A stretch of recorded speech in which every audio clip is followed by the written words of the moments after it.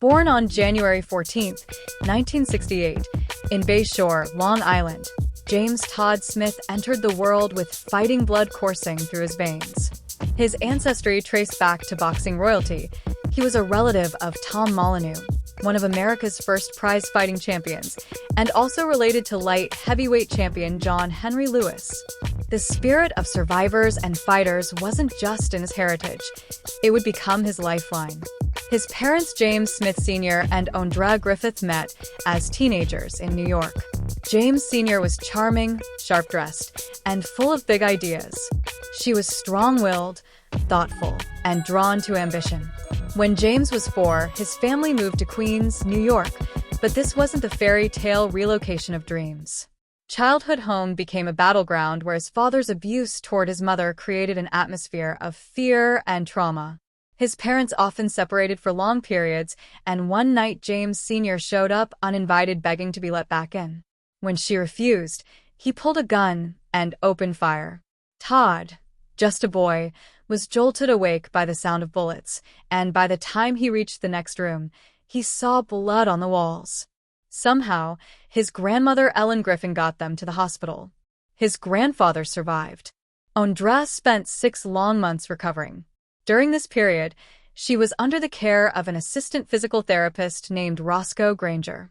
Roscoe played a significant role in her rehabilitation, helping her regain the ability to walk within 3 months. By the time she was discharged, Ondra was walking on her own, and she credited Roscoe for much of her recovery. Following her release, Ondra and Roscoe began a relationship. They moved into a small house in North Babylon, Long Island, where Roscoe became a constant presence. However, this relationship soon turned abusive. Todd Smith recounted in his autobiography that Roscoe was a drug addict who physically and mentally abused him. He described being beaten for minor infractions, often with vacuum cords, extensions, or fists. Roscoe's abuse was relentless, and young James Todd likened it to torture. Despite the abuse, Ondra remained with Roscoe for a time. But unable to ignore the scars of her son, she eventually confronted him and ended the relationship. At 16 years old, James Todd received the gift that would launch 1,000 dreams, his first recording equipment, bought by grandparents Eugene and Ellen Griffith, who believed in the teenager's vision of becoming a recording artist. In the basement of their home, surrounded by the echoes of his painful past and the promise of an uncertain future, James Todd Smith began crafting the sound that would make him a legend. He called himself Ladies Love James, and for a while it stuck. With the equipment his grandparents scraped together to buy him, Todd teamed up with his friend DJ J. Philpott. They started making mixtapes. The process was pure hustle: record, dub, and mail it out. Then hope someone listened. Most people didn't. But one person did. Rick Rubin, an NYU student with a passion for hip-hop. To Todd's surprise, the guy behind the call was a white Jewish producer also from Long Island. Rick was impressed, not just by the raw talent, but by the hunger. He offered to collaborate, help shape the sound under one condition: Ladies Love Cool James had to be shortened. And so LL Cool J was born. Rubin brought LL into a bigger vision. Along with promoter and producer Russell Simmons, they co-founded a label called Def Jam Recordings in 1984. LL was one of their first artists, the tip of the spear with the release of I Need a Beat. Suddenly, the kid from Queens was everywhere. Radio shows, rap battles, record stores. LL's image became iconic.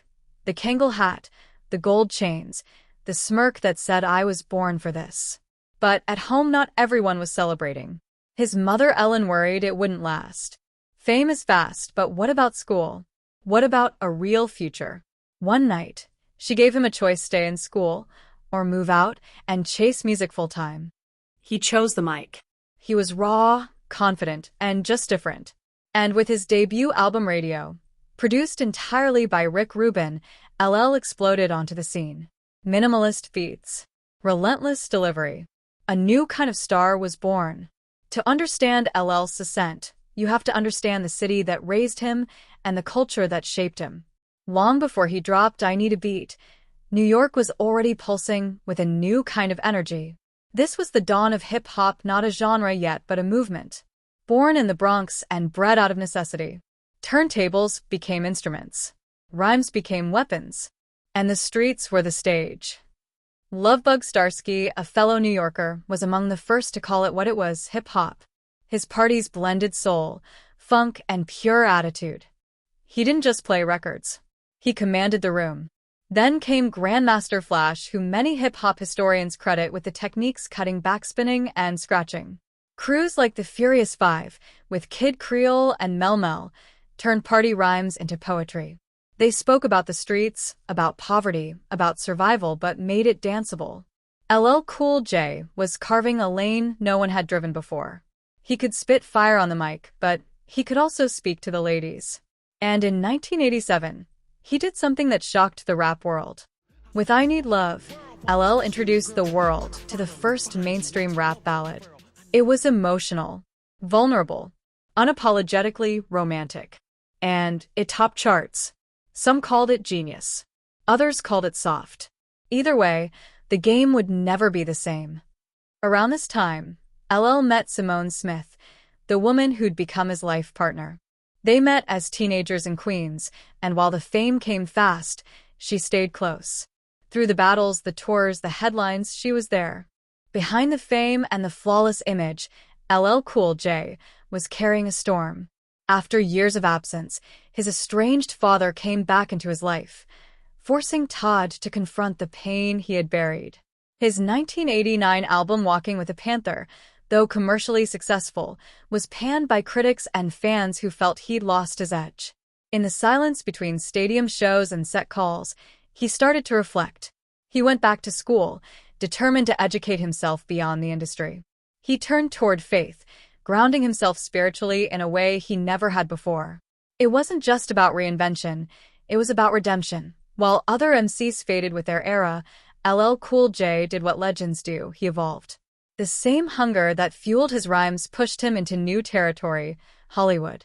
His first big move came within the House, a sitcom where LL traded in his Kangol for comedic timing. He played ex-football star Marion Hill, smooth, sharp, and funny.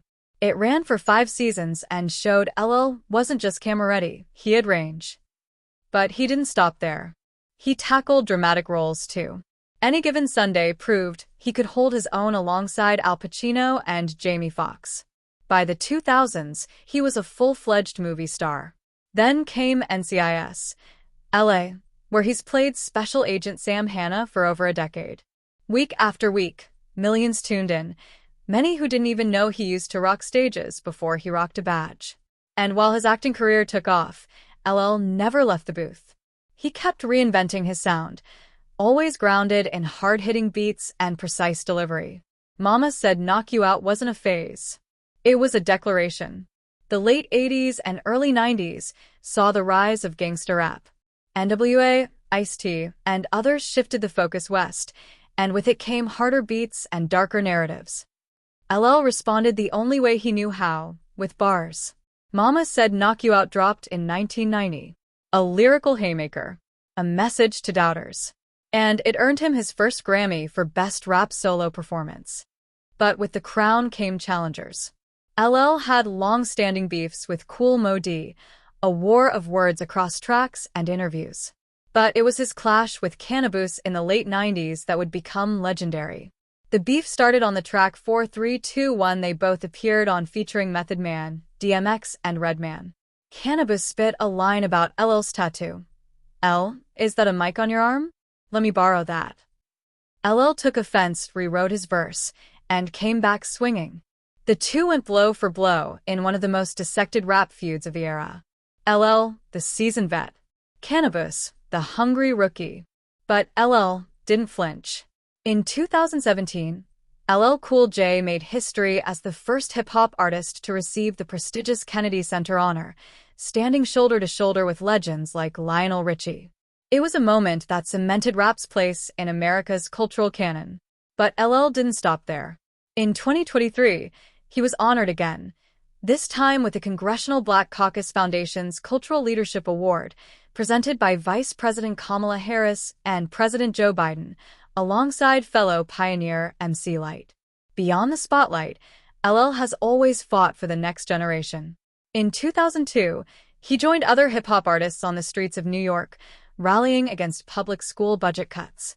And through it all, he found his greatest role, family man. After years of an on-and-off relationship with his childhood sweetheart Simone, the two married in 1995. Together, they've raised 3 children, Najee, Italia, and Nina, the heart of a man who built a legacy in music, culture, and beyond. James Todd Smith wasn't supposed to make it this far. Not from a broken home. Not from Queens. Not as a teenage rapper in a genre the mainstream barely took seriously. But LL Cool didn't just break through. He was one of the first hip-hop artists to achieve real crossover success, not just on the charts, but in living rooms, in theaters, on TV screens around the world. He was the prototype. The bridge between generations. A mic controller, a trendsetter, and an icon.